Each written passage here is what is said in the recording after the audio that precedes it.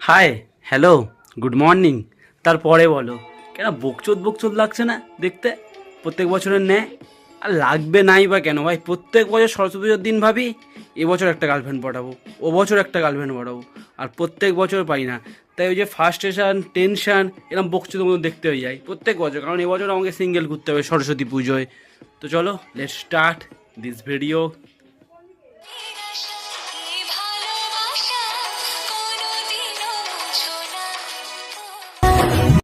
তো ফাইনালি চোখের মধ্যে সেই মানসিক কষ্ট, মানসিক একটা শান্তিও নেই মনের মধ্যে।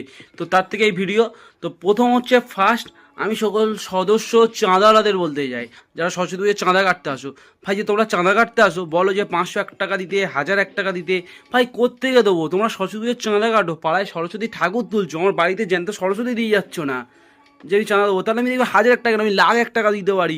যদি আমার বাড়িতে জ্যান্ত সরস্বতী মধ্যে দেখতে সরস্বতী এনে দাও, ভাই আমি সিঙ্গেল থেকে আজীবন সিঙ্গেল থেকে আমি ভাই মিঙ্গেল হয়ে যাবো, আলাদাই মনে মারা সোয়াগ থাকবে তখন ল্যাওড়া। তো সেকেন্ড, আমি সমস্ত বাইকারদের বলতে চাই যে তোরা ভাই অত জোরে বাইক চালাস সরস্বতী পুজোর দিন, আমার নুমকু থেকে আবার অত জোরে বাথরুম আসে না, তোরা অত জোরে বাইক চালাস কোথায়? অত জোরে বাইক চালাতে গিয়ে জ্যান্ত সরস্বতী দেখতে গিয়ে কাদার গাঁয়ে ঢুকে যাবি, তখন জ্যান্ত সরস্বতী দেখাও যাবে ভাই। কি দরকার ভাই? ঠান্ডাভাবে গাড়ি চালা, জ্যান্ত সরস্বতী দেখ, এই তো। রাজা জি। আর তৃতীয়, প্রত্যেক বছরের মতন ভাই এবছরেও আমার মা আমাকে ডেকে দেয় ঘুম থেকে যে বাবু চ অঞ্জলি দিবি, কারণ আমাদের বউ নেই ভাই, তোমাদের মতন আমাদের বউও ডেকে দেয় না যে ভাই চল অঞ্জলি দিবি, বা হচ্ছে এরকমও বলে না চলুন একসাথে দাঁড়িয়ে দাঁড়িয়ে অঞ্জলি দেবো, বেশ মজা হবে, তুমি আমার গায়ে ফুল ছুড়বে, আমি তোমার গায়ে ফুল ছুড়বো। এসব হয় না ভাই, আমাদের নেই। আর আমাদের যে এই যে থম না, যা বদন আমরা জানি, আমাদের কোনো বছরও গার্লফ্রেন্ড হবে না। নাহলে তুমি বলো, আর বছর হলো না, আর বছরের আগের বছর হলো না, তার আগের বছর হলো না, এবছর হলো না, আর হবেও না। আমরা জানি, নির্দিষ্টভাবে আমরা জানি আমাদের যা থম না, আমাদের যা বদন, আমাদের কোনো গার্লফ্রেন্ড হবে না। আর না হলে কী বলতো ভাই, প্রত্যেক বছর আমাদের একটা রাগ হয়, একটা প্রতিহিংসের আগুন জ্বলে যে তোমার গার্লফ্রেন্ড আছে আমার কেন নেই, তুমি পাঞ্জাবি পরছো তোমার গার্লফ্রেন্ড শাড়ি পরছে আমার কেন হচ্ছে না, আমি কেন একা ঘুরছি। মানে আমাদের কাছে সরস্বতী পুজো আসতে আসতে খুব ভালো, এসে গেলে আর ভালো লাগে না ভাই। কেন জানো? তোমরা ঘুরবে সবাই মিঙ্গেল, আমি ঘুরবো সিঙ্গেল, কষ্ট।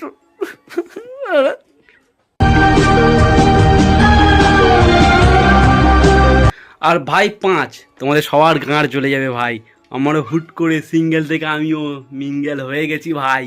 দাঁড়াও, এই যে দেখো, এটা আমার বউ, এটা প্রেম, এটা সিঙ্গেল, এটা ছোটোবেলায়, এই যে এইটা লাল জামা পরে যেটা আছি, এটা ছোটোবেলায়, এটা হ্যাপি বার্থডে, এই গিফটটা দিয়েছে আমার বউ। আই অলওয়েজ হ্যাপি বউয়ের সাথে।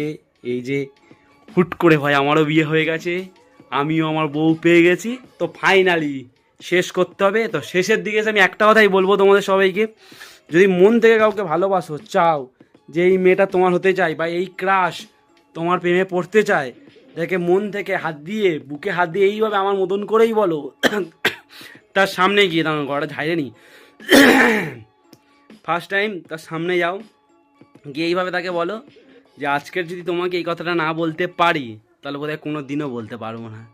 দিয়ে তার হাতটার সামনে তোমার হাতটা এইভাবে রাখো, নিজে হাঁটু কেটে এমভাবে বসো, ঠিক আছে? বসে বলো যে যদি হুট করে এসে বলি তোমায় ভালোবাসি, দু চোখ যেদিকে যেতে চাই তোমার সাথে, তুমি কি যাবে আমার সাথে? দেখো সে কি বলে। আশা করি এইভাবে প্রপোজ করলে কোনো মেয়ে হ্যাঁ বলে দেবে, আশা করি। কথার লাইনটা খুব সুন্দর, যে যদি হুট করে এসে বলি তোমায় ভালোবাসি, দু চোখ যেদিকে যেতে চাই তোমার সাথে, তুমি কি যাবে আমার সাথে?